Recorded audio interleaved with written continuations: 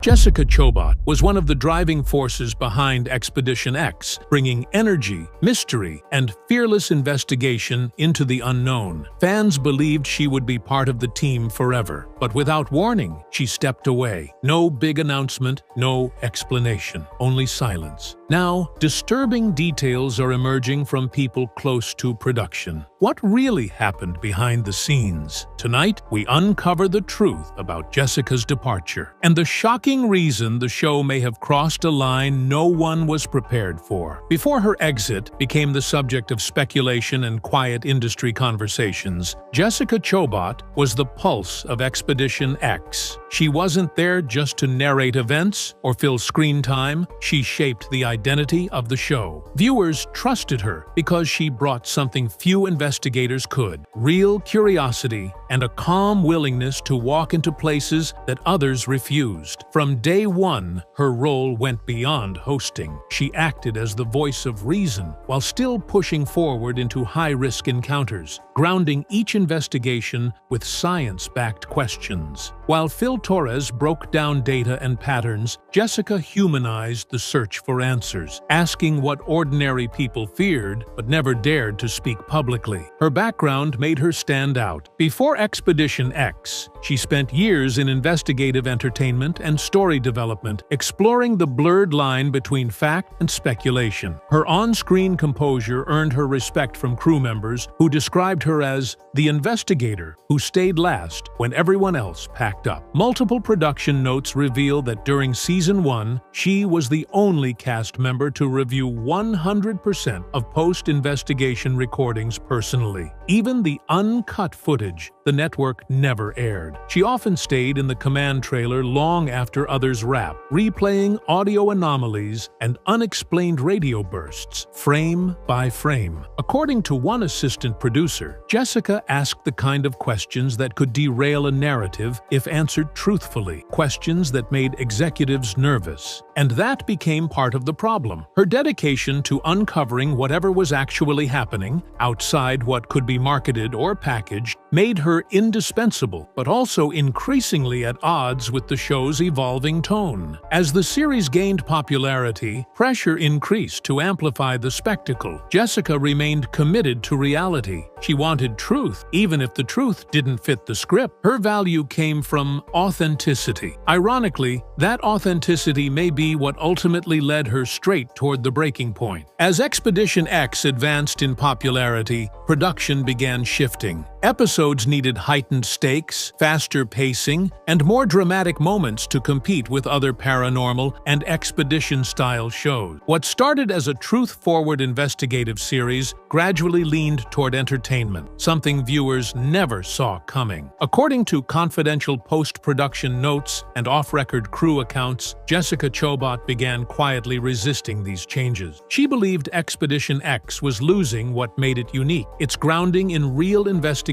over exaggerated spectacle. Behind the cameras, conversations reportedly grew tense. Producers pushed for more reaction-based footage, while Jessica pushed back, arguing that authentic reactions shouldn't be manufactured. According to a crew member present during the Season 3 strategy meetings, Jessica flatly refused to reenact moments that did not occur naturally during filming. She is quoted saying, "If we start pretending, we're not exploring anymore, we're just performing." As ratings pressure grew, so did the distance between what she felt was right and what executives wanted delivered. Even field operations were affected. Multiple crew members confirmed that in certain high-risk investigations, Jessica questioned why the team was being pushed deeper or staying longer solely for potential dramatic payoff. She expressed concerns about safety standards being adjusted for screen tension. One field tech later disclosed she was the only one who stopped and asked whether we should go in, not just whether we could. That didn't sit well with people focused on the numbers rather than survival. Rumors began circulating that something more was bothering her. She would appear completely calm on camera, but off-screen became noticeably withdrawn before episodes involving intense or questionable investigative setup. She developed a habit of reviewing every safety protocol herself, often rechecking equipment without prompting. One crew member described it as someone preparing not just for an investigation investigation, but for impact. The tension escalated when Jessica began raising direct concerns during executive review calls. She insisted that several anomalies shown publicly were misleading due to selective editing.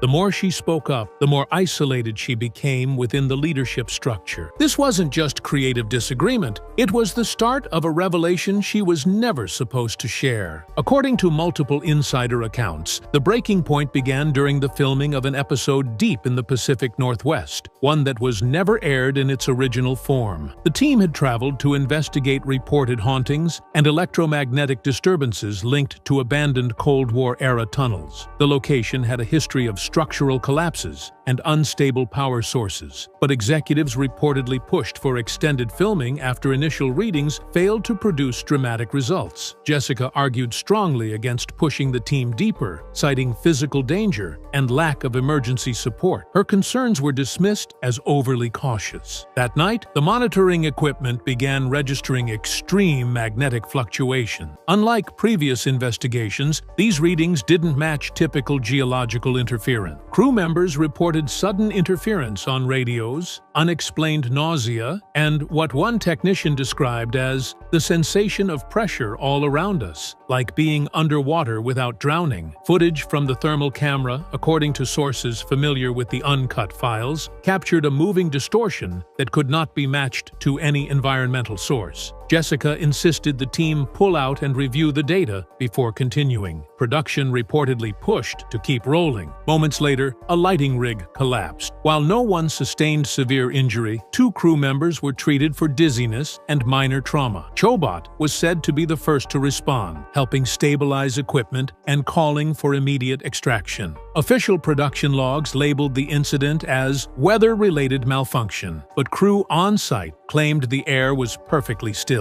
It wasn't just the physical incident that shifted her perspective. It was what she saw in the unedited footage later that night. Sources say she stayed alone reviewing the thermal imaging, noticing something moving in sync with the equipment failure. She reportedly wrote in a field journal entry, "If this is real, we should not be here. If it's not, someone wants us to believe it is." Either possibility was disturbing. The next morning, she confronted production staff about altering the narrative of what happened. She argued that the episode should either be scrapped or presented exactly as it occurred, including crew risk. Executives refused. That was the moment, according to insiders, that Jessica made her decision. She wasn't just questioning safety anymore. She was questioning whether the truth was being deliberately compromised. And from that moment forward, the clock began ticking on her departure from Expedition X. After the tunnel incident, Jessica Chobot pushed for a full internal review of both the safety protocols and the narrative structure of the show. She insisted that the thermal footage, the strange physiological symptoms experienced by the crew, and the raw audio anomalies all be preserved as is. But when rough cuts for the episode began to circulate, she discovered that pivotal moments had been strategically removed. The unexplained fluctuation in equipment readings was trimmed to appear inconclusive. Crew reactions to the pressure event were shortened and repackaged as brief equipment malfunction. Entire audio segments, where Jessica openly expressed concern about an immediate evacuation, were cut completely. According to one post-production specialist who remained anonymous, Jessica showed up at the editing room unannounced, requesting to review cut logs. What she saw left her stunned. In the metadata, timestamps indicated that footage had been flagged for removal even before the final team debrief. Internal notations reportedly labeled these clips as overly alarming, non-usable, and potentially damaging to series tone. Some of the distortions caught on thermal were said to be set aside for secondary analysis, but never resurfaced.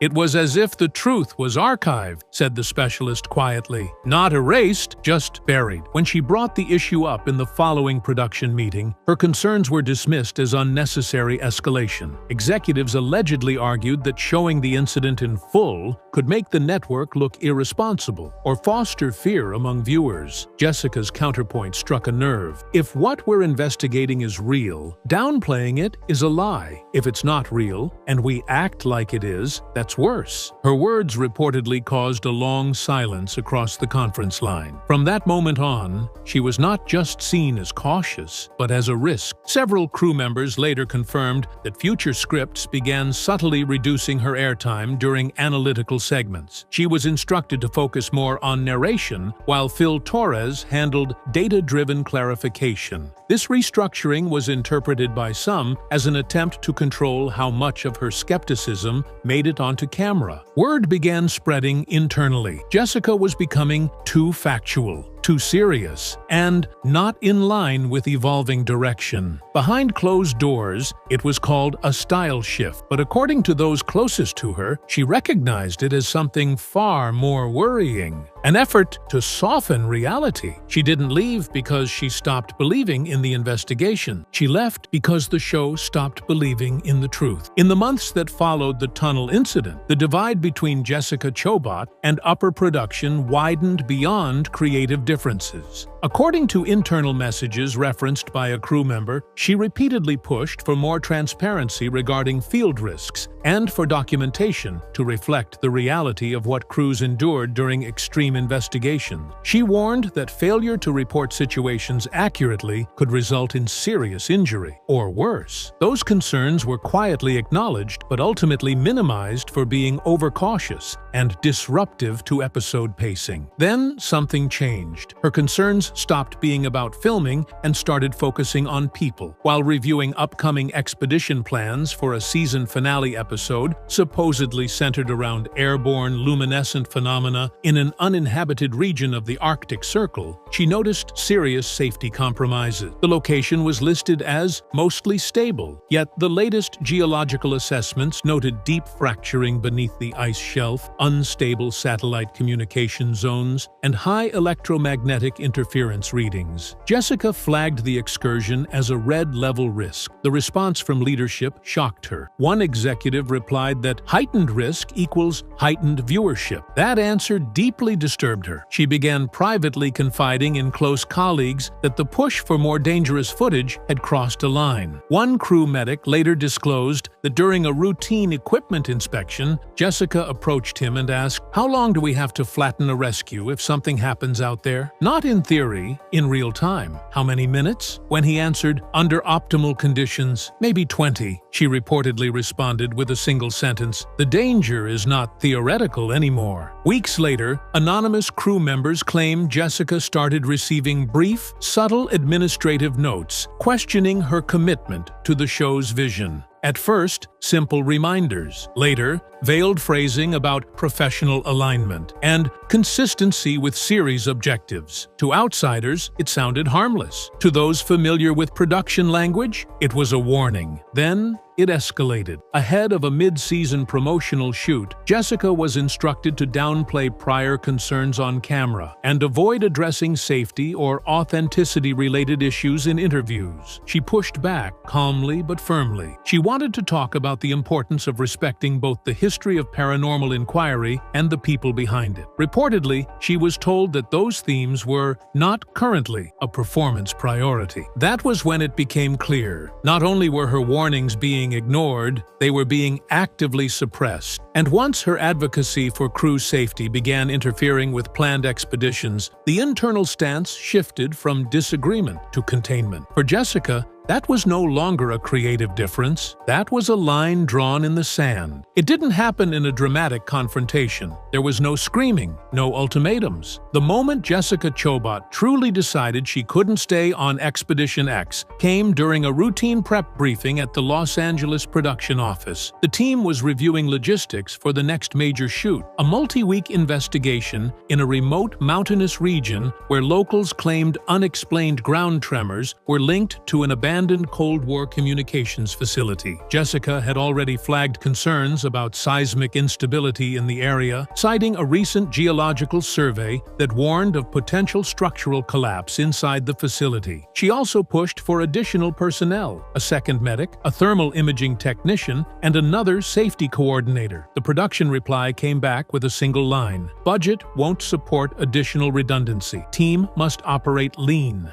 During the briefing, one producer suggested using drones and remote cameras to avoid unnecessary entry into dangerous areas. Jessica agreed. But then another senior figure shut it down in front of everyone, saying, "It won't cut well for episode energy. We need real human proximity to the activity." Those in the room described that the air went still. Jessica didn't argue. She simply stared across the table for a moment, then slowly leaned forward and asked, "At what point does energy outweigh survival?" According to an insider, no one responded. Later that night, Jessica returned to her hotel and began quietly organizing essential files: early treatment documents, unreleased field reports, private notes from key investigations. She left a message for a high-level network liaison expressing her decision to pause involvement pending a full review of safety protocol and content approach. 2 days later, during an informal call, she made it official. She would step away from filming. She didn't give a dramatic speech. She simply said she could no longer stand behind an environment where verification and risk calculation were seen as obstacles rather than necessities. That call wasn't widely publicized, but internally, it landed like a seismic shift. Some crew members reportedly cried. Others, who had quietly raised similar concerns but felt powerless, described it as the moment someone finally stood up. A production assistant later recalled Jessica telling him, "There's bravery in chasing answers, but there's also bravery in refusing to ignore consequences." Shortly after, Jessica's departure was labeled a creative transition in public statements. But those who were there know better. She didn't walk away because she lost interest. She walked away because the mission changed. And the part of that mission she believed in, truth, caution, respect for forces we don't fully understand, was no longer driving the show's direction. Jessica Chobot didn't speak publicly right away. When her departure was first announced, headlines framed it as a career reprioritization or a shift toward new media ventures. The official press line said she was focusing on creative development, but people who worked alongside her say that behind the silence was something heavier, something she struggled with long after stepping away. It wasn't the physical risks alone that pushed her out. It was the direction investigations were taking and how far the production was increasingly willing to go to capture something, even when there was nothing left to capture safely. According to one editor who worked on late-season episodes, Jessica began pushing back against what she called pattern forcing. She noticed that sometimes, when field data didn't support the narrative the team expected, conversations would subtly shift toward filming more speculation than verification. She reportedly told a producer, "We are not supposed to create mystery. We are supposed to explore it." The response she got wasn't hostile, but it wasn't supportive either. It was neutral. The audience wants closure. In private, she described frustration with how post-production occasionally reshaped events. Instances where equipment malfunction was labeled as unexplained force. A night where wind rattled a door frame, but was edited to seem like intentional movement. Nothing fabricated outright, but just enough assisted ambiguity, as one crew member put it, to make the episode lean toward suspense over science. What troubled Jessica most wasn't dishonesty, it was the momentum behind it. Ratings pressure led decision-makers to push the boundaries of what qualified as evidence. In one internal review meeting, she questioned whether they were truly documenting phenomena or unintentionally dramatizing fear. The room reportedly went quiet before someone said, "It depends how you define documentation." That moment stuck with her, because to her, the definition hadn't changed. Following this, Jessica began consulting outside experts privately to confirm whether her observations aligned with responsible investigative practice. The consensus was clear. If hesitation exists due to ethics or safety, pause. Otherwise, you're not investigating, you're simply producing. That was the point she couldn't ignore. It wasn't that things got too strange, it was that things stopped being strange for the right reasons. She didn't leave because she was afraid of the unknown. She left because she was afraid of what would happen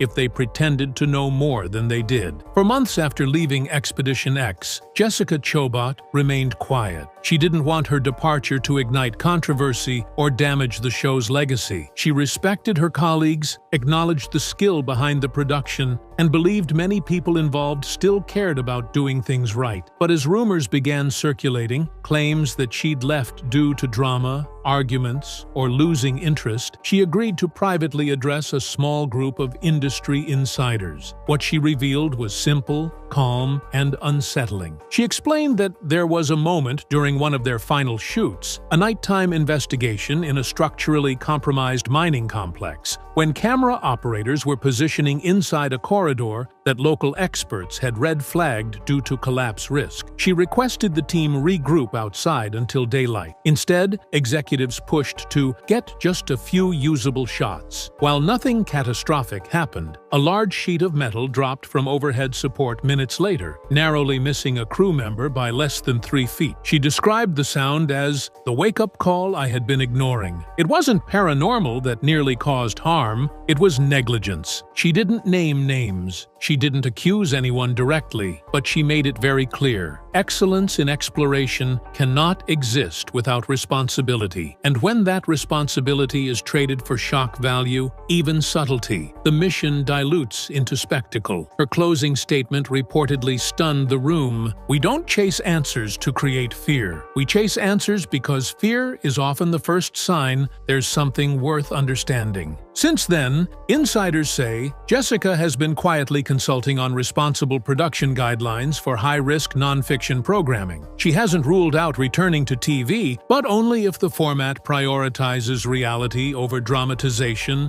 safety over spectacle, and truth over trend. She isn't exposing Expedition X to tear it down. She's reminding future explorers what happens when the mystery becomes more important than the people chasing it. And that, according to those closest to the show, is the real reason Jessica Chobot walked away. Moments ago, breaking reports circulated that an Expedition X crew member was rushed to the hospital following a horrifying incident during an episode that was never allowed to air. According to internal sources, filming was underway at a remote research location when something unseen triggered a severe medical emergency, forcing production to halt instantly. Josh Gates and the team reportedly watched it unfold in real time, but no footage was ever broadcast. Tonight, we are uncovering what really happened during the uncut expedition that nearly ended the show for good. Subscribe so you don't miss anything. Production records show the episode was set to investigate a location kept confidential even within expedition planning notes, referred to only as Zone 9. This place had been originally rejected by network standard protocols due to past incidents involving severe equipment loss and unexplained sensor shutdowns. But on this particular trip, producers believed they had new protective monitoring systems in place, and everything seemed safe. Josh Gates approved the segment after receiving clearance from an outside consultant, someone reportedly experienced in crisis management for high-risk field operation.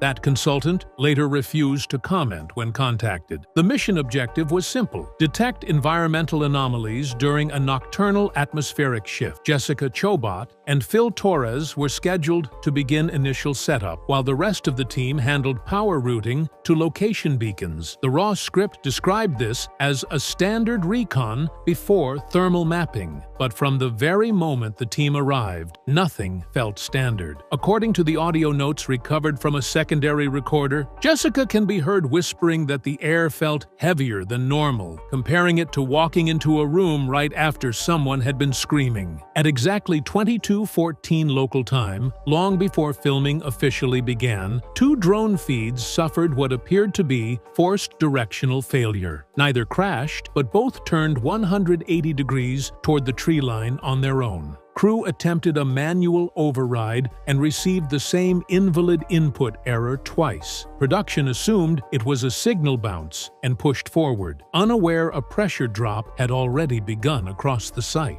The ground temperature fell in 6-degree steps at precisely 2-minute interval, as if following something artificial rather than natural. Despite this, Phil motivated the team onward, telling them sudden environmental changes often meant they were close to something big. Those words are now chilling in hindsight, because within the next 40 minutes, the team would realize this was not the start of a discovery. This was the start of something trying to discover them. What makes this incident stand out compared to other Expedition X investigations isn't just what happened, it's how quickly the situation derailed while still appearing completely calm to the naked eye. At 22:37, Jessica and Phil conducted a basic area sweep with thermal imaging. According to the pre-release field notes, heat signatures were normal, no animals nearby, no heat leaks from underground, and no visible structures other than the mobile base tent. Yet, the audio capture shows Jessica pausing mid-sentence and asking, "Are you hearing that? Because I don't know what I'm hearing." The sound logs reveal nothing abnormal. Her microphone didn't pick anything up. Seconds later, a motion alert triggered on camera 3 near the tree line,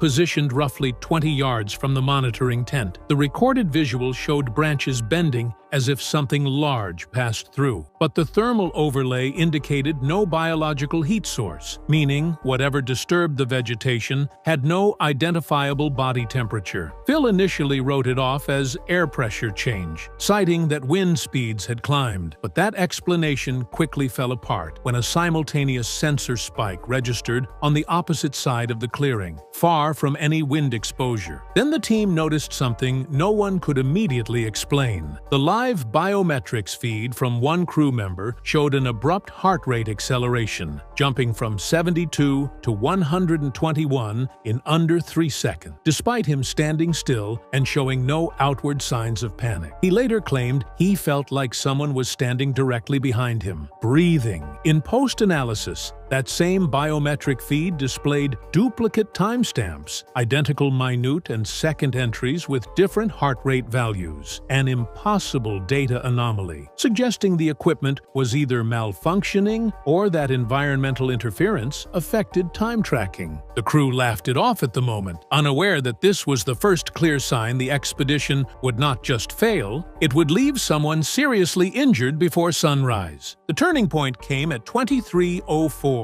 Not with something seen or heard, but with something felt. The monitoring tent suddenly experienced a pressure shift strong enough to visibly flex the fabric walls inward. Recorded on the exterior cameras, but notably not detected on any barometric sensor, Phil, frustrated and convinced it was structural instability, radioed the rest of the team to regroup and begin recalibrating their instruments. That's when the EM tracker began pulsing erratically, cycling between peak readings and total power loss every 4 seconds. The fluctuation was so extreme that wires began vibrating across the floor, as if responding to a rhythmic force. Crew member Daniel, responsible for stabilization checks, knelt to disconnect the power feed. Witnesses stated he recoiled instantly, gasping that the cable was burning cold. Forensics later confirmed the temperature reading was -12 degrees Fahrenheit, even though the rest of the tent remained at 61 degrees. Seconds after that contact, Camera 3, the same unit that had previously predicted motion without heat, completely detached from its fixed mount and dropped to the ground. The metal ring holding it in place snapped clean, not bent or stripped. A playback review later showed that just before the fall, a frame appeared where the camera's lens reflection caught a shape, tall and narrow, with no clearly defined movement. One technician, during review, muted the audio halfway through the recording, claiming he could faintly hear something breathing inside the feed. Then came the crew member collapse. Daniel, who had handled the frozen cable, staggered back, clutched his chest, and dropped to one knee. His heart rate surged past 160. The transmission log noted his last coherent statement before blacking out. "It's like it knows I'm here." For the first time in Expedition X history, the crew called for an emergency extraction signal, something reserved for catastrophic site failure. They thought that would be the end of it, but it was only the beginning. The emergency extraction alert activated at 23:09, triggering a protocol usually reserved for physical injury or environmental hazard. A secondary crew positioned half a mile west moved in for recovery. By then, Daniel's vitals were crashing. He was pale, cold to the touch, and murmuring incoherently. His oxygen saturation dropped to 68%, critical failure level. Phil ordered all equipment abandoned except the primary data drives and instructed everyone to regroup at Vehicle Point Delta. But the path to the extraction zone was not clear. As they moved across uneven forest terrain, the air began to carry a faint metallic hum, the same fluctuating EM pattern recorded earlier, but now audible without instruments. Crew member Marissa reported a sensation of static running along her spine, followed by tingling in her fingertips. Phil began calling out distances over radio, trying to maintain formation,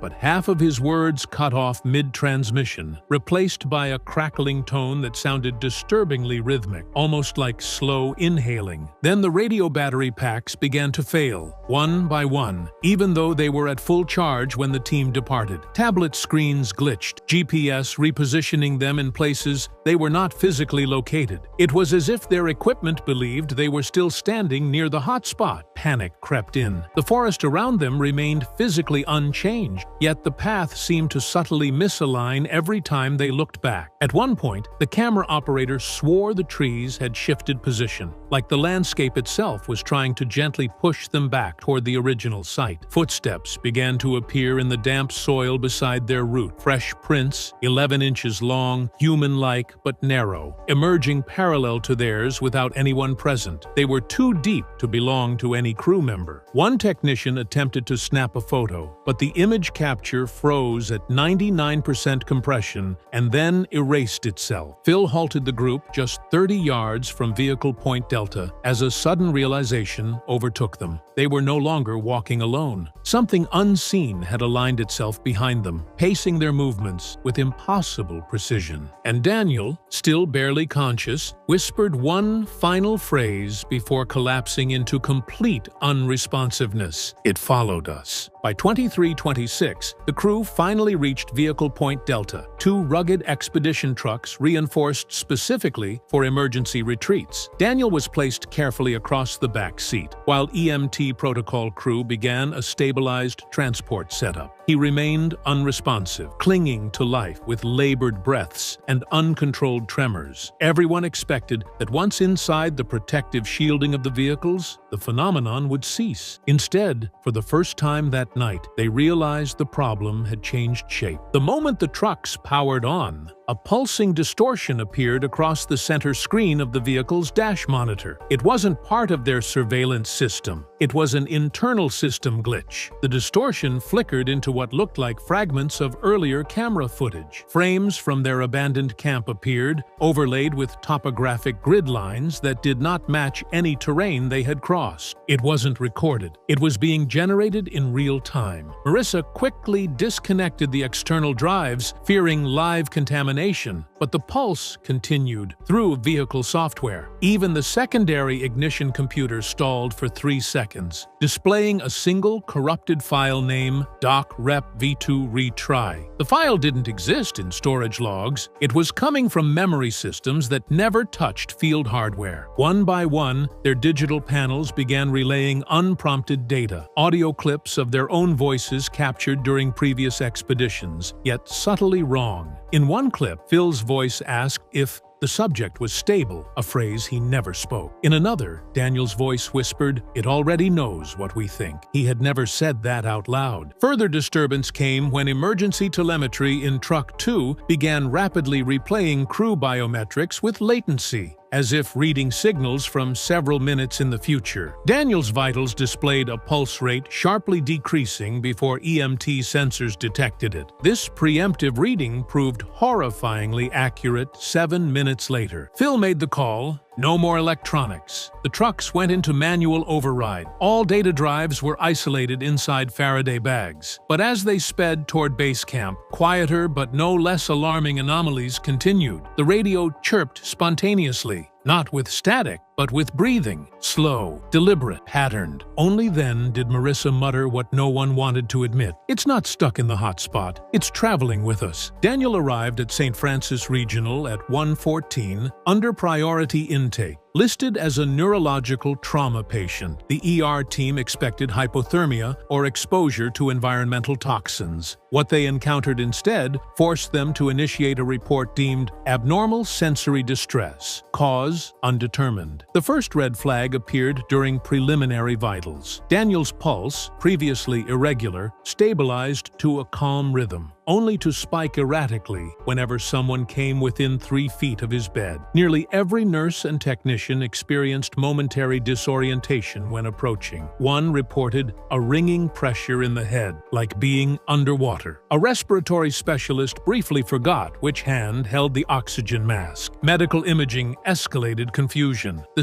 CT scan showed no brain trauma, no signs of viral or parasitic invasion, yet the system flagged an anomaly in the temporal lobe, pixels that registered motion despite the image being static. Technicians recalibrated the machine 3 times. The anomaly remained. Neurologist Dr. Ramirez noted the reading resembled not internal damage, but interference, like something external was trying to interact at the point of cognitive recognition. His statement was never officially added to the report. At 1:47, while preparing for MRI evaluation, Daniel regained partial awareness. He did not open his eyes, but his voice emerged abruptly, fragmented. Not in here, walls, listening. The words sounded strained, almost defensive. A nurse asked what he meant, but Daniel suddenly convulsed. For roughly 8 seconds, the heart monitor displayed no numerical readout, only static lines, while every overhead light dimmed simultaneously throughout the trauma wing. No emergency generator activated, and yet power returned, without any electrical record marking an interruption. Security footage from the hallway outside Daniel's room captured staff reacting to the dimming lights. But inside the room, the camera feed cut out for exactly 81 frames. When playback realigned, Daniel's bed had shifted 3 inches toward the wall. His limbs remained positioned as before, with no detectable movement in between. That was when hospital staff asked Expedition X members if they had encountered electromagnetic exposure. Phil hesitated before answering. No, he said. It wasn't the environment. It was following him. Once Daniel was stabilized under observation, producers instructed the Expedition X team to pull all field files from the last 48 hours for internal review. The mandate was quiet and urgent. No calls, no email trails. Jessica and Phil locked themselves in the on-site production vault to begin examining the raw data, with Josh Gates phoning in from a separate location. The objective was simple: isolate anything that suggested liability or negligence. But as they initiated footage transfer onto a secure system with no external network access, the first indication something had gone wrong appeared. Despite the drive being formatted 20 minutes earlier, a time-stamped folder labeled Repeat 0719 was already present. Phil swore he hadn't copied anything yet. Inside the folder were fragments of recorded audio and short video loops, some no longer than 5 seconds, showing the exact moment Daniel first stepped into the ravine. In the clips, the environment appeared normal, except for faint distortions at the edges of the screen, like the atmosphere was compressing inward. Each loop ended with the same distorted whisper overlaying the background static. Do not come back alone. They deleted the folder. Within seconds, it reappeared. Jessica wiped the drive entirely, disconnected power, and rebooted the workstation. Not only did the folder remain, it had multiplied, now displayed in alphabetical sequence, each titled Repeat, followed by different time markers not associated with the expedition. Some timestamps didn't align with any recorded material. Others referenced future times, dates, and hours yet to occur. They ran diagnostics. No malware, no file corruption. The files existed without logical creation sources. When they played one of the future timestamp clips, the video displayed their production room at night, filmed from inside. A chair sat in the corner, empty. In the reflection of the cabinet glass, however, a blurred humanoid figure stood behind the chair, unmoving. The date stamp indicated 2 nights from now. Josh, still on the line, went silent for 6 seconds before saying, "Pull the tapes, lock the vault. Don't watch anything else until someone higher up decides what we do." That instruction came too late, because the next time Jessica touched the monitor, the screen flickered and showed a frame she did not remember recording. Daniel's hospital room. the same whisper. It followed him. By the following morning, the atmosphere on site had completely shifted. Jessica arrived at base camp visibly shaken, clutching a printed copy of one of the future timestamp scenes. According to field logs, she didn't sleep. Phil had already contacted internal safety advisors, filing a detailed incident report that described Daniel's collapse as neurological trauma, possibly induced by environmental interference. The team pushed to suspend all filming immediately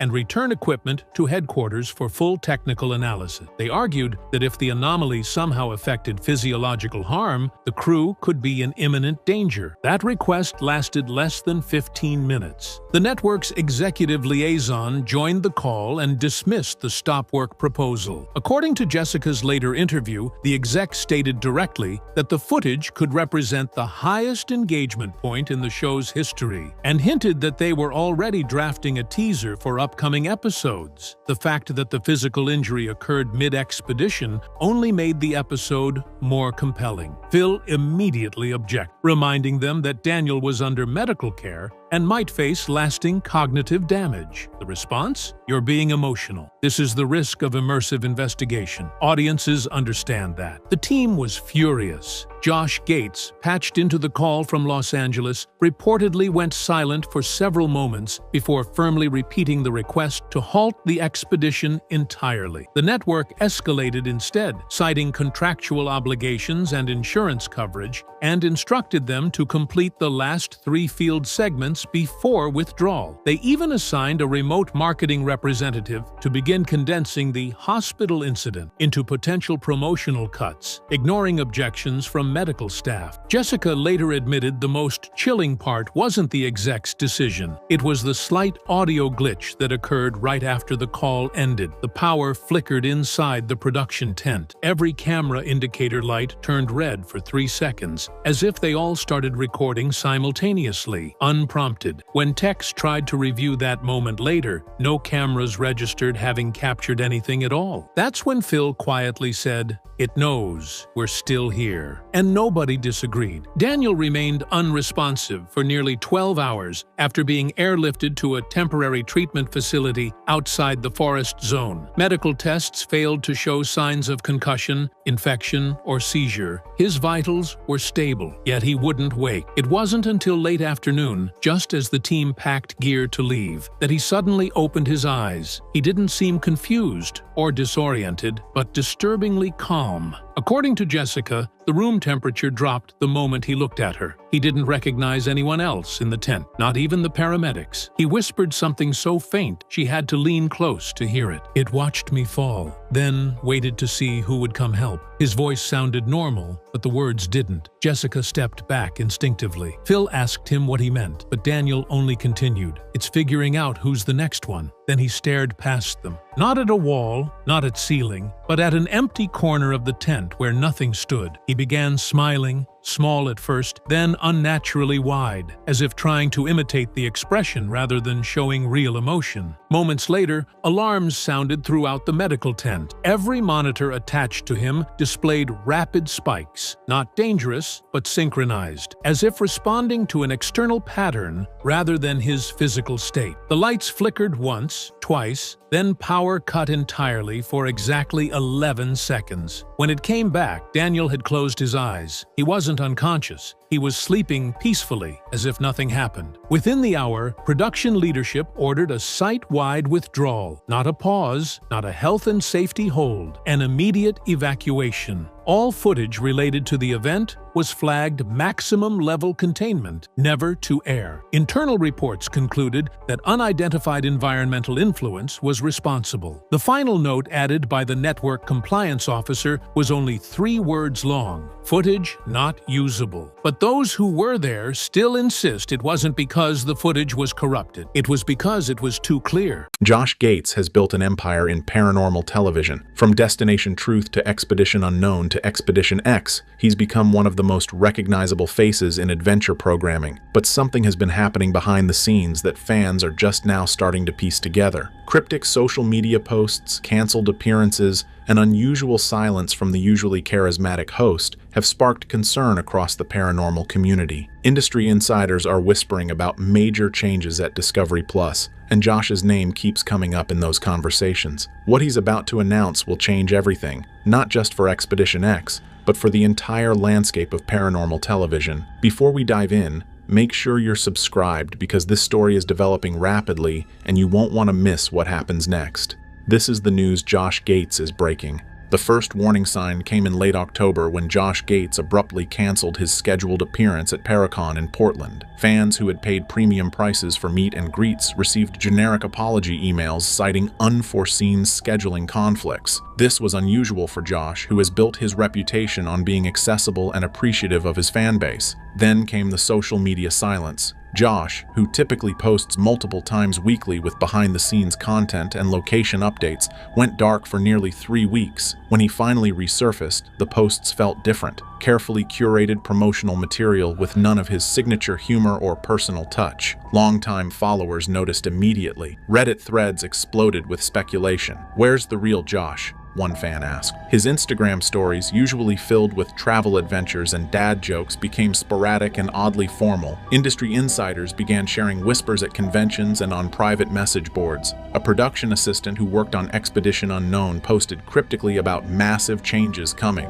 before quickly deleting the tweet. Camera operators and location scouts started updating their LinkedIn profiles, a telltale sign that crew members were preparing for career transitions. Josh's usually active engagement with fans on Twitter stopped entirely. No responses to questions, no retweets of fan art, no interaction whatsoever. Even his traditional birthday post thanking fans came weeks late and felt rushed. Most tellingly, promotional interviews for the new Expedition X season featured Phil Torres alone, with Josh appearing only via pre-recorded segments. Something was clearly wrong, and the paranormal community was about to discover just how deep this went. Anyone who has watched Expedition X from the beginning knows the chemistry between Josh Gates and Phil Torres was the show's foundation. Their banter, mutual respect, and complementary skills made every investigation feel authentic and engaging. But careful viewers noticed a shift during Season 4. The playful back and forth became forced. Moments that should have sparked excitement felt awkward and rehearsed. In the Mothman episode,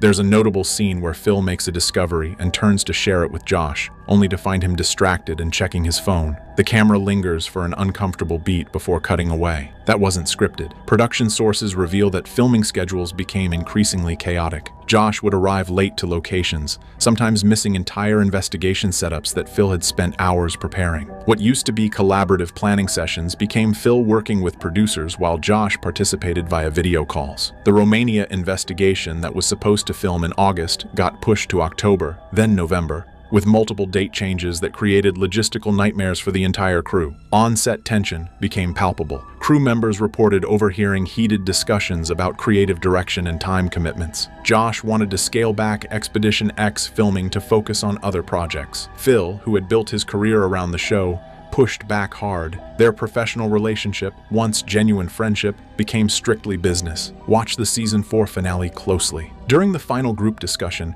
Josh and Phil barely make eye contact. Their body language speaks volumes.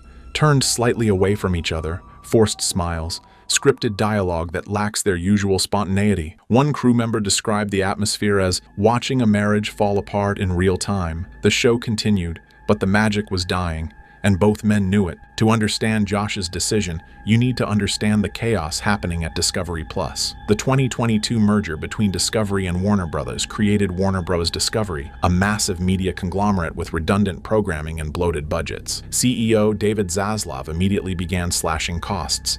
HBO Max originals were canceled mid-production. Discovery Plus shows saw budget cuts of 30 to 40%. Paranormal programming took some of the hardest hits. Ghost Adventures survived due to Zach Bagans' lower production costs and loyal fan base, but premium shows like Expedition Unknown faced serious scrutiny.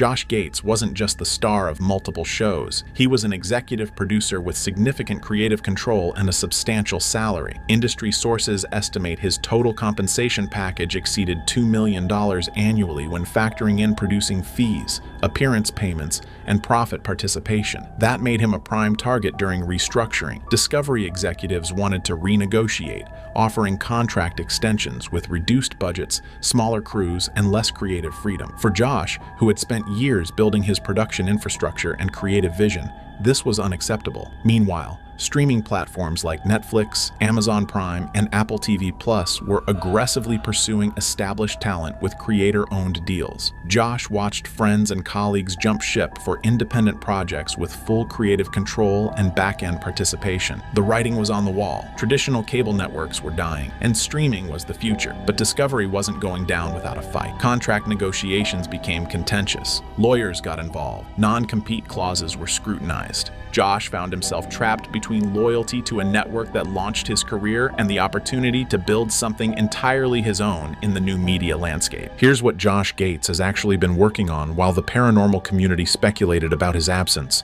Multiple sources confirm he's been in deep negotiations with Amazon Prime Video for a multi-year, creator-owned production deal worth an estimated $15 million. This isn't just another hosting gig.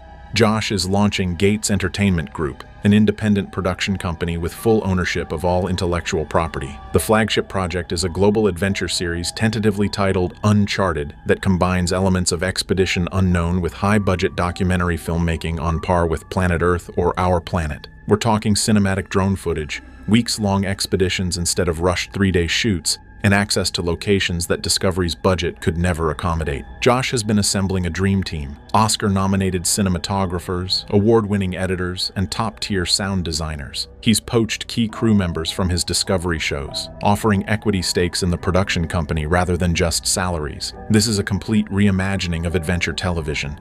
Episodes will run 60 to 90 minutes instead of the 42-minute cable format that requires constant commercial breaks and manufactured cliffhangers. The content will be designed for binge watching, with serialized investigations spanning multiple episodes. Amazon is betting big on this because their data shows adventure and mystery content performs exceptionally well internationally. Josh's global brand recognition and multilingual capabilities make him perfect for worldwide distribution. But here's the kicker: the deal includes a paranormal investigation component separate from the main series. Josh isn't abandoning that world, he's revolutionizing it. Imagine Expedition X, but with 3-week investigations, thermal imaging technology that costs 6 figures, and consultation with actual scientists and historians instead of just psychics and local legends. No more rushed EVP sessions in the dark. This is methodical, well-researched paranormal investigation with real academic rigor. The contract also gives Josh unprecedented creative control. Amazon's hands-off approach means no network executives demanding changes, no advertiser concerns limiting content, and no censorship of controversial topics. Josh can finally investigate locations and stories that Discovery deemed too risky or expensive. The announcement is scheduled for early next year, once legal teams finalize the Discovery exit and non-compete agreements. But word has leaked, and the industry is already buzzing about what this means for adventure television's future. Expedition Unknown is Josh Gates' baby. He created the show, developed its format, and spent a decade building it into Discovery's most successful adventure series. Walking away isn't simple, and contractually it's even more complicated. Josh currently has obligations for 12 more episodes spanning 2 seasons that were greenlit before merger chaos began. Discovery is holding him to every single episode outlined in his contract. They know Expedition Unknown without Josh Gates is worthless, so they're leveraging the show to extract maximum value before he leaves. Here's the current situation. Josh will complete season 12, which is already in post-production and scheduled to air in early 2025. These episodes were filmed before his Amazon negotiations intensified, and they represent classic Expedition Unknown. Josh traveling to exotic locations, investigating historical mysteries, and delivering the enthusiastic narration fans love. But season 13 is where things get messy. Discovery wants 12 episodes. Josh is contractually obligated to deliver, but his heart isn't in it anymore. Filming has been contentious. Budget cuts mean smaller crews, shorter location shoots, and less ambitious investigations. Josh is essentially going through the motions, fulfilling legal requirements while mentally checked out and focused on his Amazon project. Production insiders describe a funeral atmosphere on set. Everyone knows these are the final episodes, and the energy reflects that reality. Discovery executives are desperately trying to develop an Expedition Unknown successor show or find a replacement host, but focus groups have been brutal. Test audiences simply don't connect with other hosts the same way. Josh Gates is Expedition Unknown. His personality, his storytelling ability, and his genuine curiosity are irreplaceable. Without him, the show is just generic travel content in an oversaturated market. There are rumors Discovery might try to continue Expedition Unknown with rotating guest hosts, similar to how Top Gear attempted to replace Jeremy Clarkson. That experiment failed spectacularly, and industry analysts predict the same outcome here. The show's loyal fan base tunes in for Josh, not the concept. Some episodes might feature Phil Torres or other Discovery personalities stepping in, but viewer retention will plummet. Josh's departure creates a massive hole in Discovery's programming lineup. Expedition Unknown consistently ranked in their top 5 shows for viewer engagement and international distribution value. Losing it weakens Discovery Plus significantly, especially when competing against Netflix and Amazon's growing adventure content libraries. For Josh, finishing these contractual obligations feels like closure on an important chapter of his career, while simultaneously being professionally exhausting as he tries to serve 2 masters, honoring old commitments while building his future. Phil Torres found out about Josh's plans the way most of us did, through industry gossip and leaked information, not from Josh directly. That tells you everything about how their relationship deteriorated.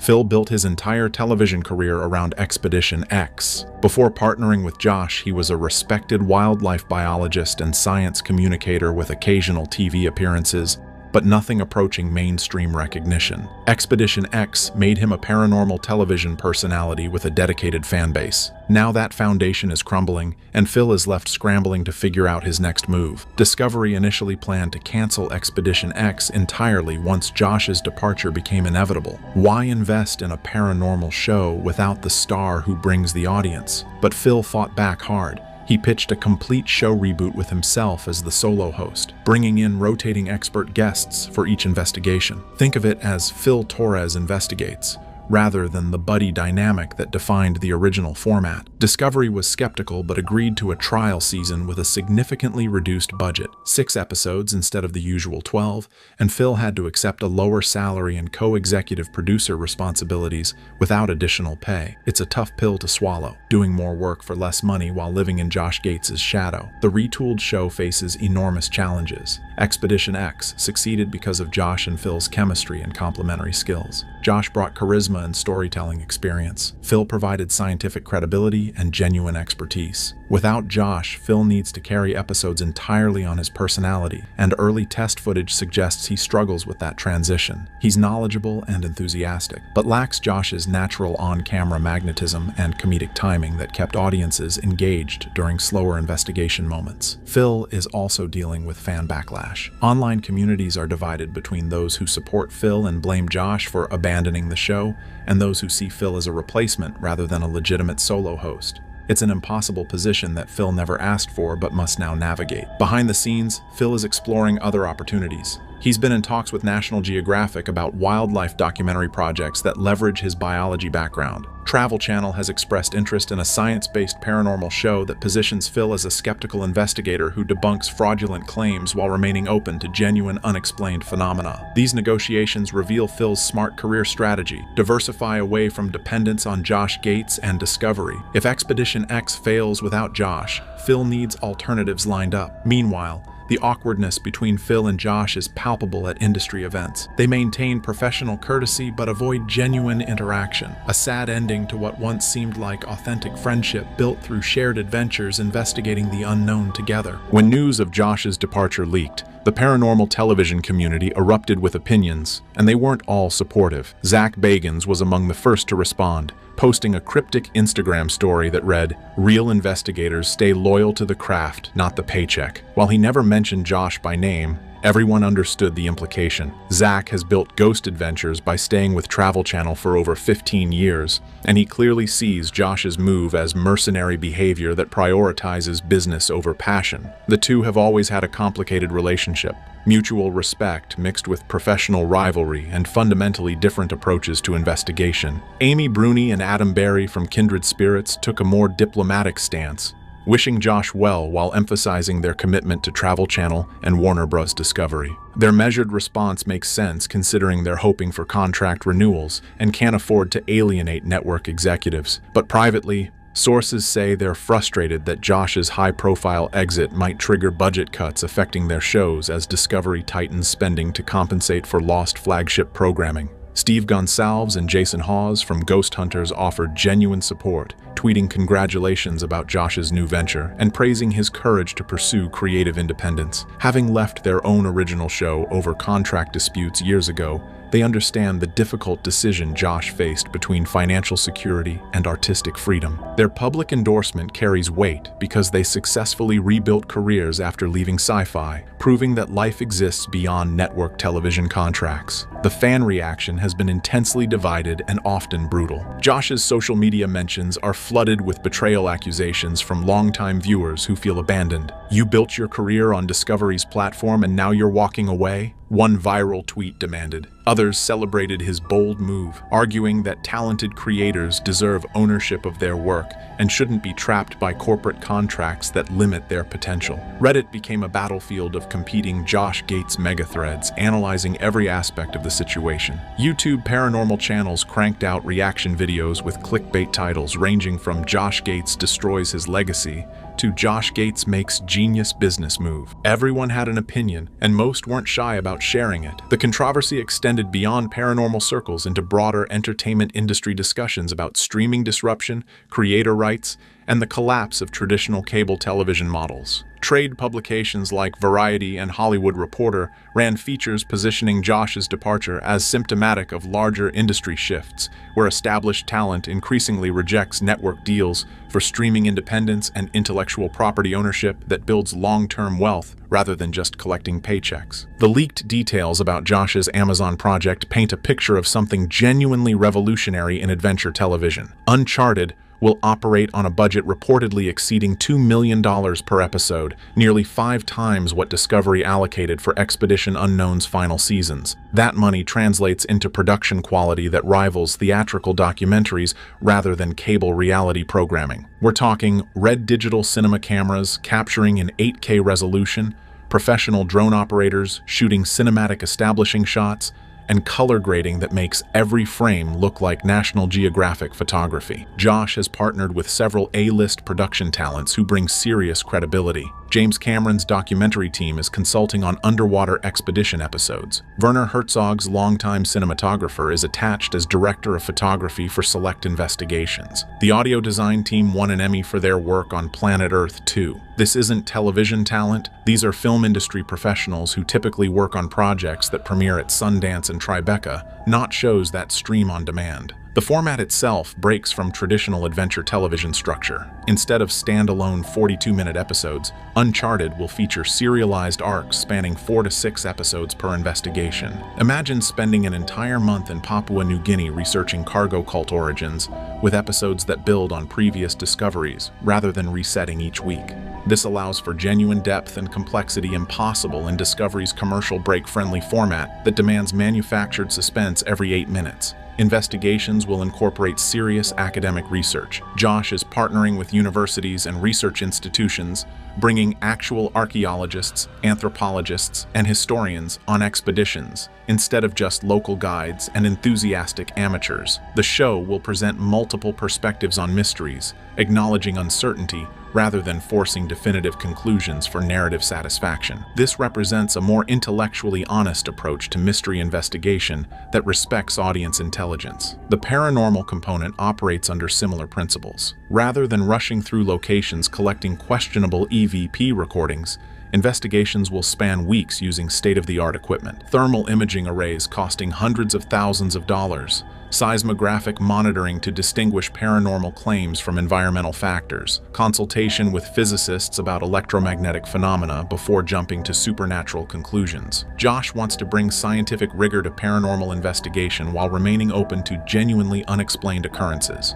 Amazon's global distribution strategy means Uncharted will launch simultaneously in over 200 countries with subtitles in 40 languages. The international scope allows Josh to investigate locations previously inaccessible due to Discovery's limited international production infrastructure. Filming has already begun in Mongolia, Iceland, and Peru, with expeditions planned for Antarctica, Bhutan, and remote Pacific islands. The scale and ambition dwarf anything Josh accomplished at Discovery, representing his ultimate vision, finally realized without corporate limitations constraining creative possibilities. Josh Gates leaves Discovery having fundamentally shaped adventure television for an entire generation. Before Destination Truth premiered in 2007, paranormal investigation meant grainy footage of people whispering in the dark. Josh brought humor, skepticism, and genuine storytelling craft to the genre. Expedition Unknown elevated travel programming beyond generic tourism into legitimate historical investigation with narrative depth and educational value. His influence appears in countless shows that copied his format: enthusiastic host, exotic locations,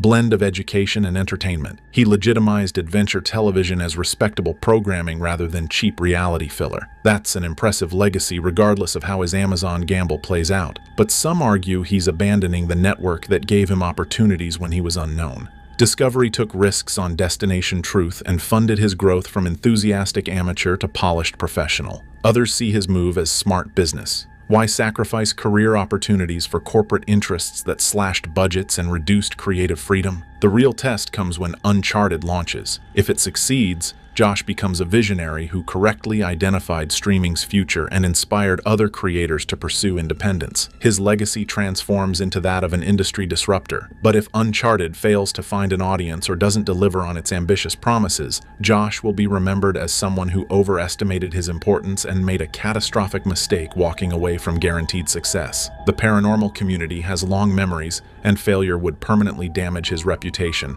making any television return extremely difficult.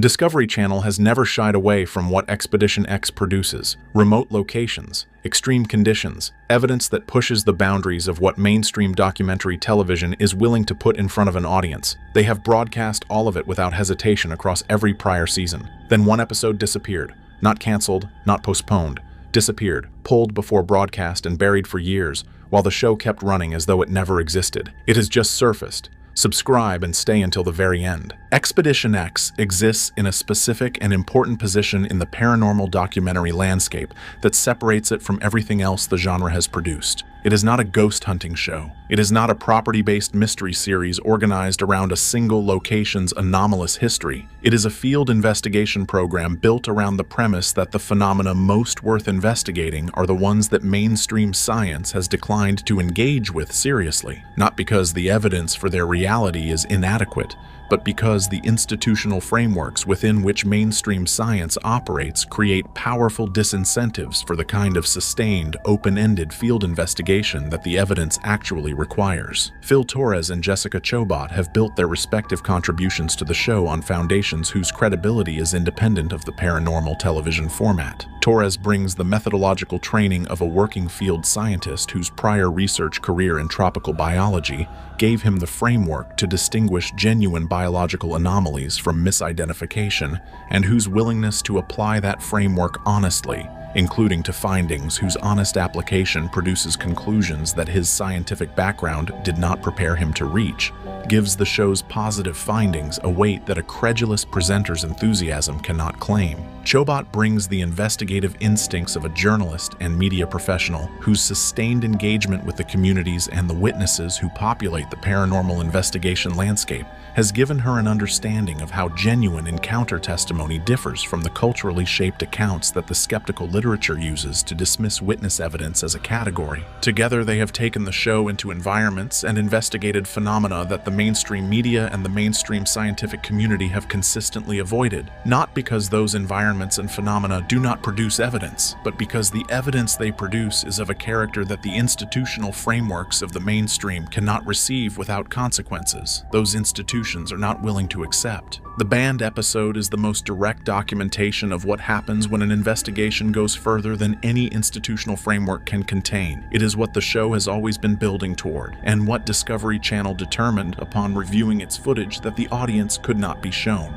The investigation documented in the banned episode was not organized through the standard Expedition X production process of location research, witness contact development, and advanced field assessment that shapes most of the show's investigation deployments. It was organized around intelligence, a specific body of information that reached the production through a source whose institutional background placed them in a position to know things about the investigation target that the standard research process would not have uncovered, and whose conditions for sharing that information with the production communicated something specific about the sensitivity of what they were sharing. The source made contact with the production outside of normal channels. Their communication was routed through an intermediary whose relationship to the production was established enough to give the initial contact credibility, and whose own assessment of what the source was sharing was communicated in terms that the production's leadership took seriously before the source's own account was fully evaluated. What the source provided was a geographic location, a category of phenomenon associated with it, and a body of contextual information about the location's prior investigation history that the standard research process,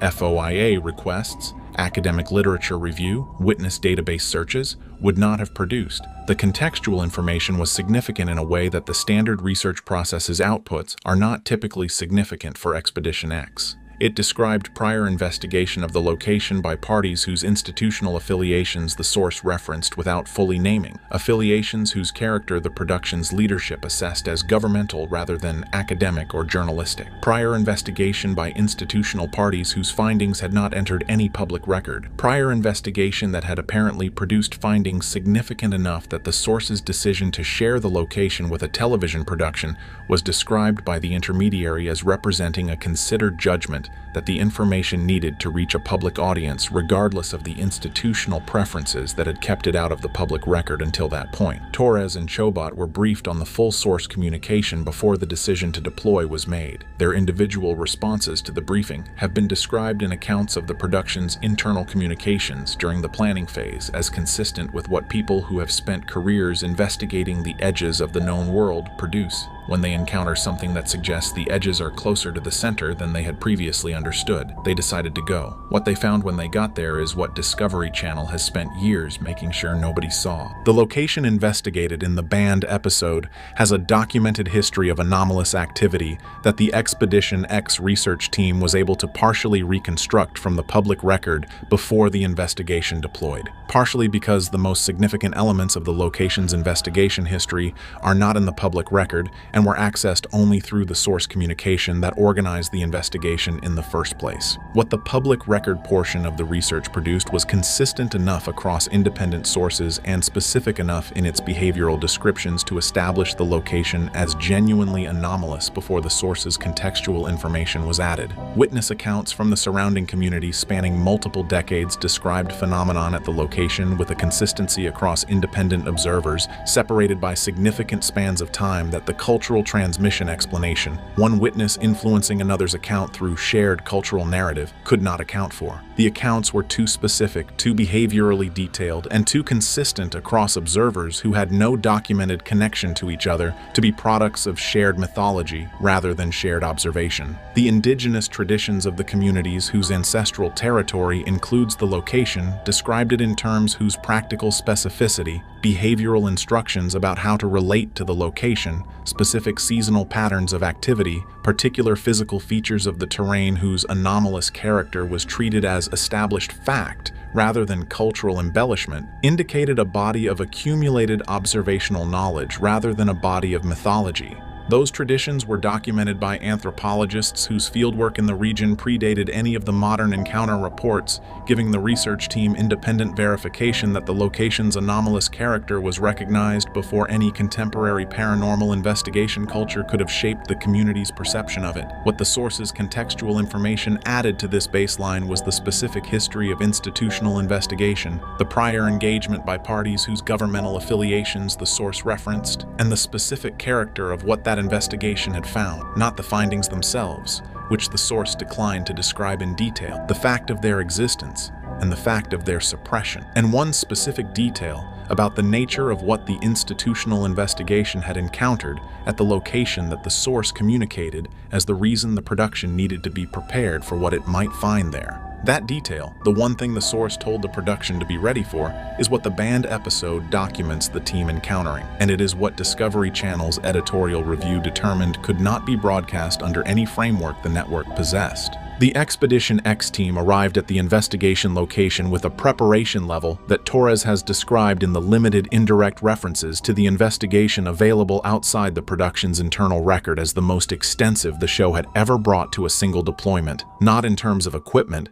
The standard Expedition X investigative toolkit was deployed without significant modification from prior investigation configurations. In terms of personal preparation, in terms of the specific investment both Torres and Chobot had made in understanding what the location's prior history suggested about what the investigation might encounter, and in ensuring that their own frameworks, Torres's scientific methodology, Chobot's investigative approach to witness engagement and community relationship were calibrated to the specific demands the location's character appeared to make. Torres's pre-deployment research into the location's contextual history produced in him a quality of focused attention that the show's prior investigation deployments had not required in quite the same way. The prior Expedition X investigations had always asked him to bring his scientific framework to bear on phenomena whose character was established enough in the prior evidence record that his framework had a specific application. Biological analysis of cryptid encounter evidence, physical analysis of structural anomalies,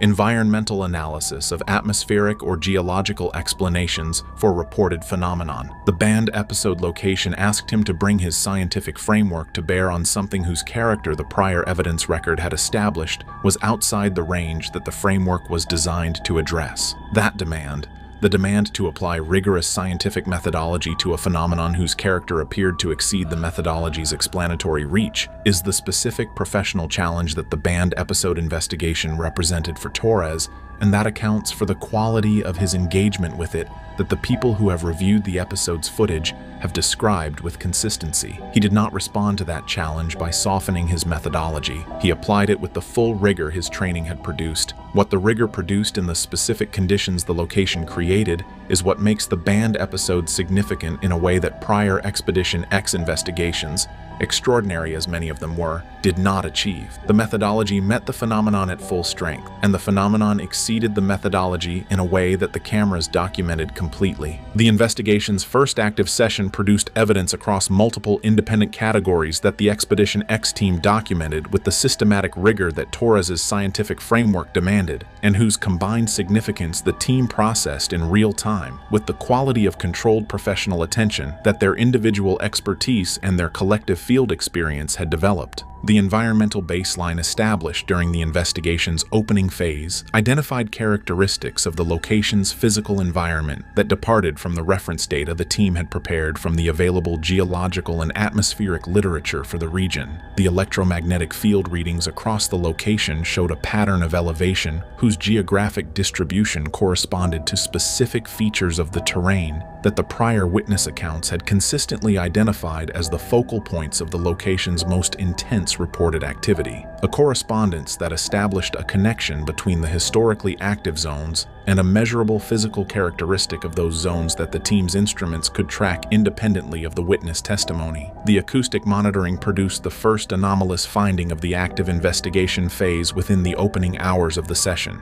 Recordings in the infrasound frequency range whose structural characteristics the team's audio specialist identified as organized rather than random. Organized infrasound is not impossible in natural environments. The specific organization of what the location's acoustic monitoring produced, the internal patterning, the temporal structure, and the specific relationship between the infrasound recordings and the locations of maximum electromagnetic field elevation was not consistent with any natural source the team's analysis identified. The biological evidence documented during the first phase is the category whose implications Torres has been most careful about in the indirect references to the investigation that have been available outside the production record. Physical trace evidence at specific locations within the investigation area, whose forensic characteristics the team documented in place before any collection was attempted, characteristics that Torres assessed in real time with the methodological standard his field biology background demanded, place the evidence outside the range of any known species in the regional biological record, not close to the boundary of that range, outside it in a manner whose clarity his professional assessment did not qualify with uncertainty. What produced that evidence was at the location when the team arrived. The first phase established that. What the second phase established was something whose documentation is what the banned episode contains, and whose contents Discovery Channel determined the audience could not be shown. The specific sequence of events during the investigation's second phase that produced the footage Discovery Channel reviewed and removed from every accessible production archive is the centerpiece of what the banned episode contains and the element of the surfaced footage that has been described by the people who have reviewed it with a consistency whose specific character communicates more about what the footage shows than any direct description the review subjects have been willing to provide. The sequence begins with a change in the investigation's environmental monitoring data that the team detected in real time during the second active session, a change that Torres's scientific framework identified immediately as significant and that Chobot's investigative instinct registered simultaneously in the behavioral shift it produced in the location's surrounding environment. The electromagnetic field readings across the monitoring network underwent a reorganization whose speed and whose geographic pattern the team's technical specialist characterized in the session's real-time communication record as unlike anything in the prior investigation's baseline data or in the reference literature for comparable environmental monitoring scenarios. The infrasound monitoring registered a simultaneous transition whose character, the shift from the organized but relatively stable pattern the first phase had established to something whose internal structure the audio specialist described as directional, indicated a change in the source of what the acoustic monitoring had been tracking. Something had moved, not in the sense of an animal changing position within a territory, in the sense of whatever had been generating the organized infrasound signal relocating from wherever it had been generating it to somewhere closer to the investigation team's position. The cameras documented what followed. Every unit running during the second phase captured the relevant sequence from independent angles whose overlapping coverage eliminates the single camera artifact explanation that the skeptical literature applies to anomalous footage whose content a single camera might be credited with misrepresenting. What the overlapping coverage of multiple independent cameras documented in the relevant sequence is what the review of the surfaced footage has produced consistent descriptions of, consistent not in their specific visual detail, which the review subjects have declined to provide, but in their characterization of the sequence's evidential quality. It is unambiguous. It does not require expert commentary to establish its significance. It does not benefit from production enhancement to communicate what it shows. It is the kind of footage whose significance is immediately apparent to anyone watching it, and whose implications do not require analysis to access. That is why Discovery Channel buried it, and that is why its surfacing changes everything. The Expedition X banned episode footage was reviewed by Discovery Channel within the standard post-production timeline that the show's delivery schedule established for completed episode packages. What distinguished the subsequent process from every prior Expedition X episode's post-production pathway was the specific point at which the footage's escalation to the network's executive level occurred, and the specific character of the response that escalation produced. The standard Discovery Channel editorial process for Expedition X involved the network's programming team reviewing assembled episode cuts whose production had already passed through the show's internal editorial process, a review oriented toward content standards, scheduling fit, and the episodic narrative quality that the network's programming judgment assessed against its audience expectations. The banned episode footage did not reach that standard review process. It was escalated before assembly, before the production had produced an edited episode cut from the raw investigation footage. Someone in the production's internal review chain reviewed the raw footage, reached a conclusion about its contents that the standard internal editorial process was not equipped to manage,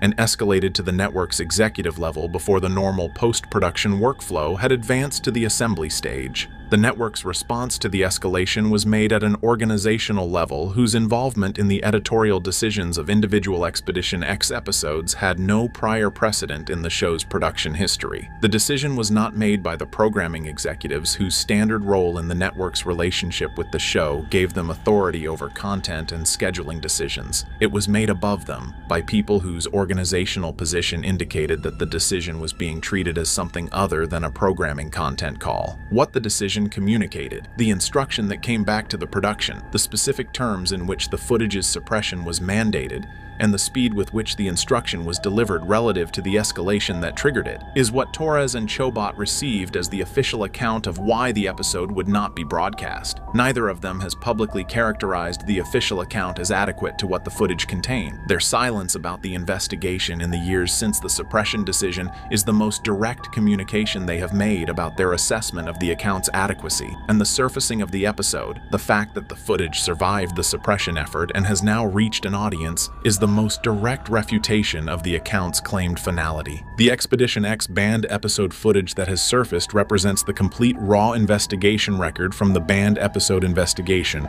not an edited cut assembled for broadcast, not a curated selection of the most dramatic segments, but the unedited camera output from every unit running across both active investigation phases. Its authenticity has been assessed through the digital forensics process applied to the file, production metadata consistent with the Expedition X production timeline, camera identification data matching the equipment manifest for the relevant deployment, and the absence of post-production manipulation signatures that forensic imaging analysis identifies in altered footage. What the surfaced footage establishes, in the terms that can be responsibly claimed on the basis of the footage's actual contents, rather than the dramatic characterizations that the context of its suppression might encourage, is a body of investigation documentation whose evidential quality exceeds anything in the Expedition X broadcast record across the show's prior seasons. The environmental monitoring data captured in the footage across both active investigation phases is real instrument data whose values are documented in the recording and whose significance the footage's scientific context. Torres's real-time analytical engagement with the readings as they were produced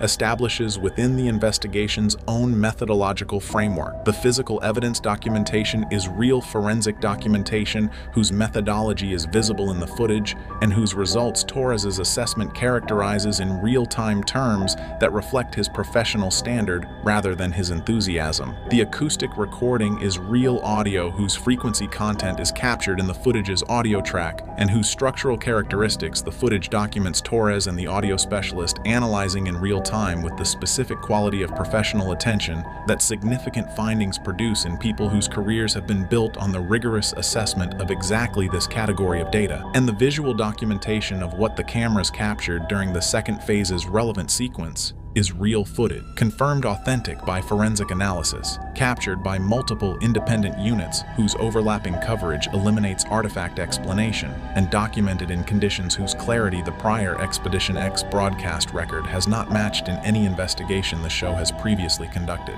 What the footage does not establish, what the responsible characterization of its contents cannot claim on the basis of what it shows, is a conclusion about the nature of what it documents. That conclusion requires analysis that the footage enables but does not itself contain. The analysis is ongoing. The footage is now available to support it. Discovery Channel built Expedition X around the premise that the phenomena most worth investigating are the ones mainstream science has declined to engage with. Phil Torres and Jessica Chobot spent seasons proving that premise correct. The banned episode is where the premise arrived at its destination, where the investigation went further than any institutional framework could contain, and the cameras documented what was waiting there with a clarity and a completeness that the prior broadcast record has never matched. The network buried it because what it shows does not require analysis to understand. It requires a response. And a response to what the footage shows is something that Discovery Channel and every institution whose frameworks would be implicated by that response was not willing to produce.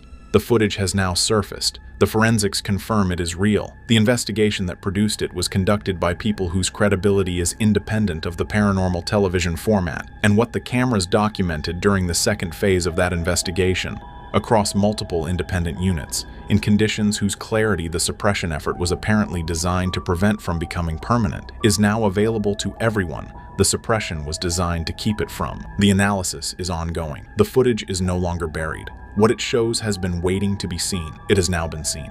Josh Gates just walked away from Expedition X. No warning, no explanation to fans, just a cryptic statement about prioritizing his safety and his family, and now rumors are circulating about what might have happened during their most recent filming expedition. Reports of an incident involving a Bigfoot-like creature in the Pacific Northwest, claims that something left the most fearless explorer on television genuinely shaken. Now let's be clear, nothing is confirmed at this moment. Discovery hasn't released official details. The crew is staying silent, but alleged insider sources have been sharing details that, if true, would explain everything. Subscribe and hit the bell because we're breaking down every rumor, alleged detail, and claimed insider account about what may have happened during that expedition. According to circulating rumors, it happened 3 weeks ago during what was supposed to be a standard Expedition X investigation. The team was allegedly filming in a remote area of Washington state, following up on recent Bigfoot sightings reported by local forestry workers. Multiple witnesses, consistent descriptions, fresh footprints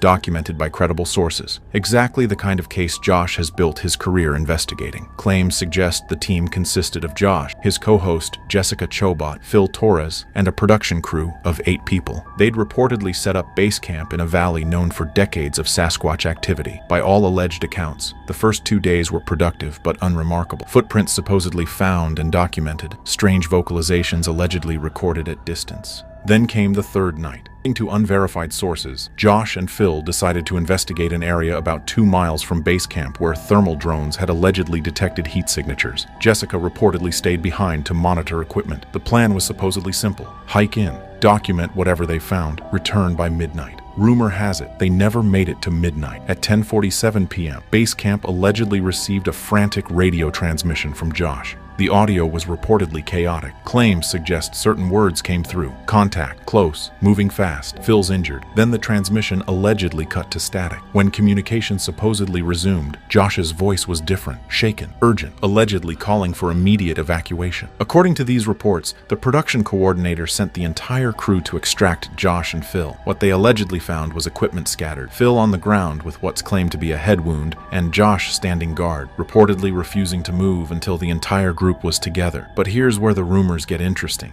The cameras were allegedly still rolling. Everything that supposedly happened was reportedly captured on multiple devices. And what those cameras allegedly captured, according to anonymous sources claiming to have seen footage, would be the most compelling Bigfoot evidence ever recorded, if true, if any of this actually happened. And these rumors suggest Josh Gates, a man who's spent 2 decades exploring over 100 countries, investigating everything from lost treasures to paranormal phenomena, decided he's done. Not with television, not with exploration, but allegedly with putting himself in situations where he might encounter something like what was reportedly in those woods, because according to these unconfirmed claims, whatever he supposedly saw wasn't a mystery to be solved. It was a threat to be survived. We need to be clear, we haven't seen this footage ourselves. Discovery allegedly has it locked down tight, but we've heard from sources claiming to have viewed it, and their descriptions, if accurate, are disturbing. What follows is based on those unconfirmed accounts. The footage allegedly begins normally, Josh and Phil hiking through dense forest at night. Standard narration, Phil supposedly scanning with thermal imaging. Around the 18-minute mark, Phil allegedly gets a thermal hit, something large, approximately 400 yards ahead. They reportedly discuss approaching, and Josh makes the decision to close the gap carefully. As they allegedly get closer, the thermal signature supposedly becomes clearer, upright, bipedal. At approximately 200 yards, sources claim the figure stops and turns toward them, not slowly, but deliberately. Phil allegedly says, "I think it knows we're here." Josh's rumored response, "Good, let's see if it'll show itself." This is allegedly when things go wrong. Instead of fleeing, the thermal signature reportedly begins approaching them, fast. Sources describe the speed as terrifying given the dense terrain. Josh supposedly makes the call to back out immediately. They start retreating, but the figure allegedly keeps gaining ground. Then comes what sources describe as a vocalization, allegedly loud, complex, and close. Both men visibly react according to claims, stopping their retreat. In those seconds, the gap supposedly closes to within 50 yards. Then, according to reports, an object flies past Josh's head. A rock, later identified as approximately softball-sized, allegedly impacts a tree with enough force to embed in the bark. Both men allegedly go to ground,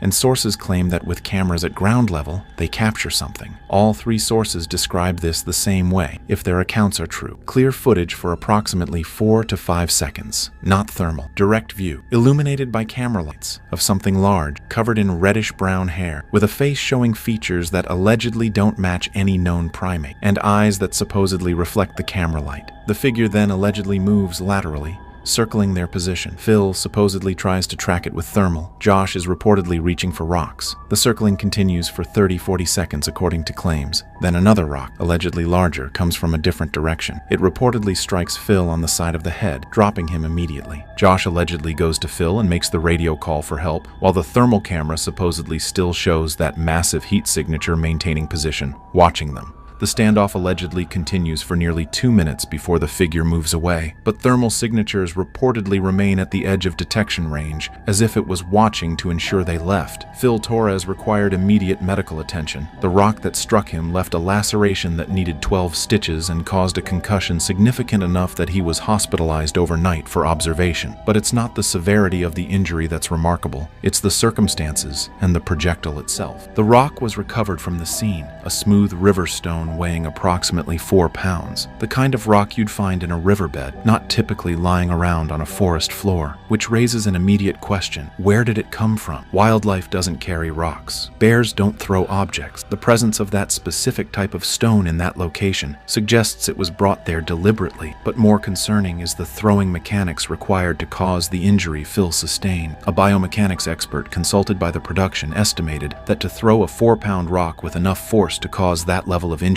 from a distance of approximately 40-50 feet requires strength beyond normal human capability. The throwing motion would also need to be coordinated and aimed, not a random toss. Rock throwing is actually well documented in Bigfoot encounter reports. It's considered a signature behavior, territorial warning behavior reported consistently across different geographic regions and different time periods. Researchers theorize it serves as a way to establish dominance and warn intruders without direct physical confrontation. The fact that Phil was injured by a thrown rock fits perfectly into established Bigfoot behavioral patterns. Phil's medical records document the injury, but the official incident report filed with Discovery Channel is deliberately vague about the cause. It states he was struck by a falling object during nighttime investigation in rough terrain. No mention of the rock being thrown, no reference to the encounter, just carefully worded language designed to minimize liability while technically being truthful. Phil himself has been completely silent about the incident. He hasn't posted on social media about Expedition X since it happened. When reached by fans asking about the injury, his responses have been vague. Accident during filming, recovering well, thanks for the concern. The kind of responses that say nothing while appearing to say something. But sources close to Phil say he's struggling with what happened. Not just physically, the concussion symptoms resolved within a week, but psychologically. Phil is a scientist. He's an entomologist and biologist who approaches investigations with academic rigor, having an experience that defies his scientific understanding of what's possible in North American wilderness has been profoundly disorienting. The injury serves as physical proof that something happened. Medical records don't lie. A 4-pound river stone embedded in the bark of a tree doesn't appear by accident, and Phil's concussion isn't a psychological reaction or misperception. Something with significant strength threw a heavy object with enough accuracy and force to injure a human being. That's not folklore. That's documented fact. Phil Torres allegedly required immediate medical attention. According to claims, the rock that struck him left a laceration requiring 12 stitches and caused a concussion significant enough for overnight hospitalization. But reports suggest it's not the severity that's remarkable, it's the circumstances and the projectile itself. The rock was supposedly recovered from the scene. Sources describe it as a smooth river stone weighing approximately 4 pounds, the kind you'd find in a riverbed,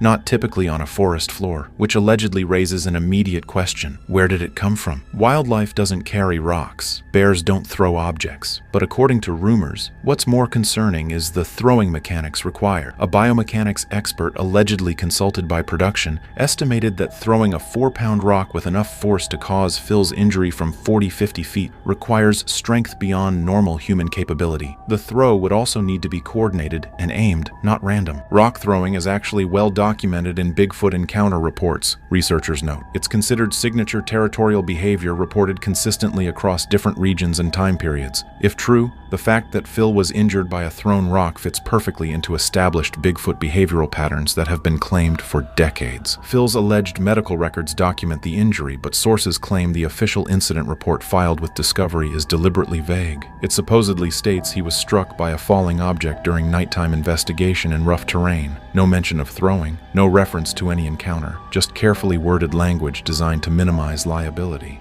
According to circulating reports, the rescue team that responded consisted of Jessica Chobot, 3 camera operators, 2 producers, and the production coordinator. 8 people total, and rumors suggest every single one of them allegedly saw something during the extraction. As they supposedly approached Josh and Phil's location, claims suggest they began hearing vocalizations, not the single scream from the initial encounter, but ongoing calls that seemed to come from multiple directions. Sources describe it as if they were being tracked by more than one individual, coordinating movements around them. Jessica, allegedly leading the group, reportedly made the decision to keep everyone together in tight formation. They moved as a unit, lights sweeping the forest, and according to claims, multiple cameras captured heat signatures on thermal, not just one, at least 3 distinct figures visible at various points during the hike. When they supposedly reached Josh and Phil, thermal cameras allegedly showed something disturbing. The signatures that had been tracking the rescue party had converged on their position. They were surrounded, according to reports, not closely but in a clear pattern around their location. The production coordinator allegedly made an immediate decision: extract and evacuate. No investigating. They helped Phil up and started back, and claims suggest those thermal signatures paced them the entire way back, maintaining distance but clearly following. Multiple crew members allegedly reported seeing eyeshine, eyes catching light at distances and heights that suggested something large. Not deer, not bears, something else watching them leave, if these accounts are to be believed. One camera operator, supposedly speaking anonymously, described it as the most frightening experience in 15 years of filming. Not individual moments, but the totality, the coordinated behavior, the persistent following, the sense that they were being allowed to leave rather than escape. Josh Gates has been remarkably quiet about his specific reasons for leaving Expedition X. His official statement was brief: "After much consideration, I've decided to step away from Expedition X to focus on other projects and spend more time with my family." Standard departure language that reveals nothing. But according to rumors, people close to Josh tell a different story. The alleged Washington State incident supposedly shook him in ways previous close calls never did. Reports suggest he keeps asking, what if Phil had been killed? The rock that allegedly struck him could have hit differently, could have caused a fatal injury. And Josh has 2 young children at home, a wife who reportedly worries every time he goes on expedition. Claims suggest there's also a philosophical component. If Bigfoot exists, these rumors say, it's not just an exciting discovery, it's potentially a predator, a territorial animal with capabilities that make it genuinely dangerous. And sources allege Josh realized that chasing that mystery isn't adventure anymore. It's risk he's supposedly no longer willing to take. According to these unconfirmed reports, Josh isn't retiring from television or exploration. He's allegedly still hosting Expedition Unknown, which focuses on historical mysteries and archaeological investigations. But claims suggest he's done with active paranormal investigation that involves going into remote areas looking for creatures that might pose serious threats. If these rumors are accurate, Discovery Channel allegedly finds itself in an unprecedented situation.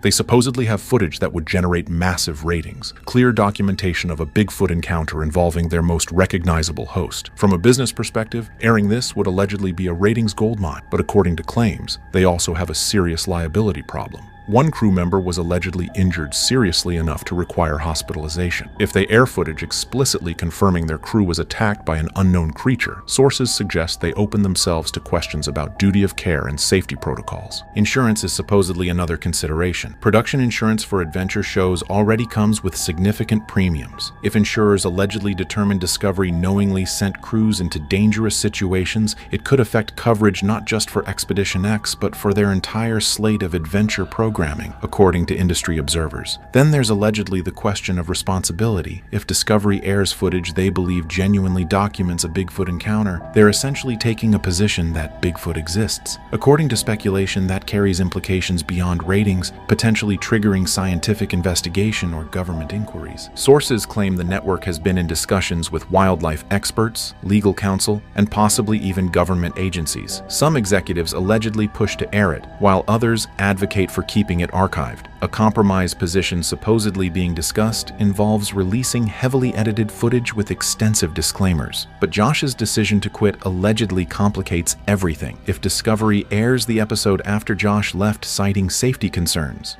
it creates a narrative that the network prioritized ratings over host safety, according to media analysts. Josh's departure supposedly gives him leverage in how this footage might be presented. The current status, according to rumors, is that Discovery has delayed the entire season. The official explanation is production schedule adjustments, but speculation suggests they're buying time to figure out how to handle this alleged episode and what it means for the show's future. As of now, if this footage exists, it allegedly remains in Discovery's possession, unaired and inaccessible. According to claims, multiple parties have requested access. Bigfoot researchers have supposedly offered to sign NDAs. Scientists have allegedly expressed interest in analyzing the thermal imaging. Even government wildlife agencies have reportedly inquired. Discovery has allegedly refused all requests. The official position, according to sources, is that any footage is part of ongoing production. But rumors suggest the network simply hasn't decided what to do with it. Legal counsel is supposedly advising caution while executives weigh risks and benefits. Some researchers allegedly argue Discovery has a moral obligation to release footage this significant if it exists and is as compelling as claimed. Keeping it suppressed would prioritize corporate liability over potential scientific advancement. But the counter-argument is that Discovery owns any footage and has every right to make business decisions about release. There's also supposedly the question of physical evidence. The rocks allegedly thrown were reportedly collected. Phil's medical records supposedly document injuries from a thrown object. Crew members allegedly provided statement. All of this evidence would exist independent of video footage, but without Discovery releasing it to researchers, it remains isolated and unverifiable, according to claim. Leaks are theoretically possible. If the footage exists on multiple hard drives and has been viewed by numerous people, someone could potentially release it anonymously,